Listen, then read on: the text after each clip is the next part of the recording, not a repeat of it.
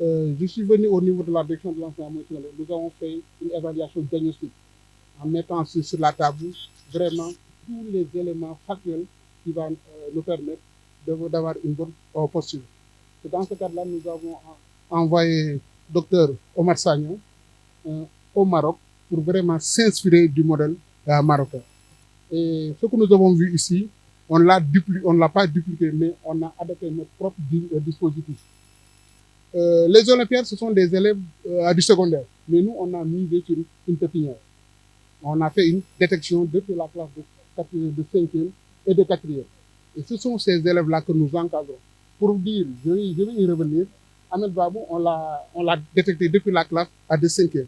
Pour dire que c'est un dispositif qui est mis en place au niveau du ministère de l'Éducation nationale, un dispositif que nous maîtrisons, qui nous a valu vraiment ces résultats-là.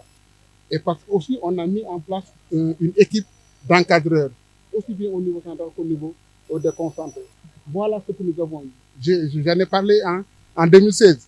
Mais en 2023, on a eu combien de médailles? 4 médailles de bronze. On avait dit que c'était bon.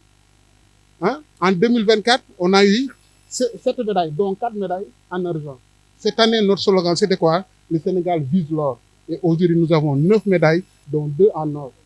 Et je vous dis ça, c'est à mettre dans l'actif vraiment aux autorités, en particulier le ministre de l'Éducation nationale, qui ne ménage aucun effort pour vraiment la promotion des mathématiques et des sciences.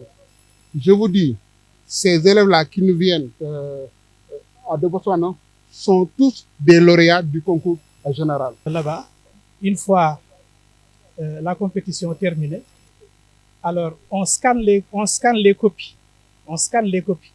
Maintenant, l'entraîneur corrige ses élèves, mais il y a un autre capitaine du problème, n'est-ce pas? Après, vous allez confronter les deux notes.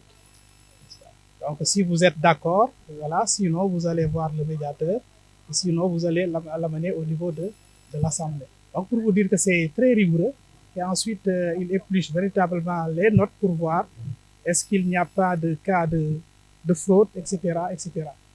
Voilà, donc ces enfants-là sont véritablement excellents.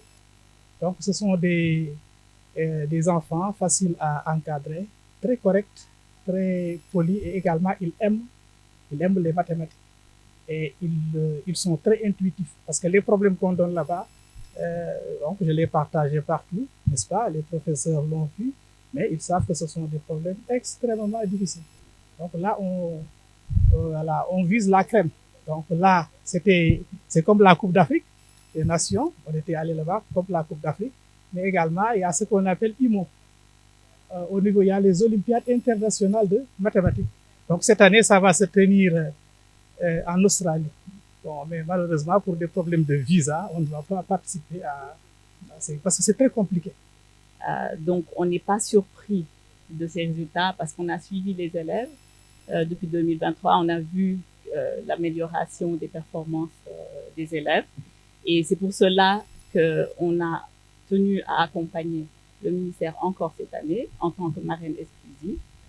Et bon, le président du conseil de fondation, Monsieur Walid Bodian, est très réjoui de cette performance.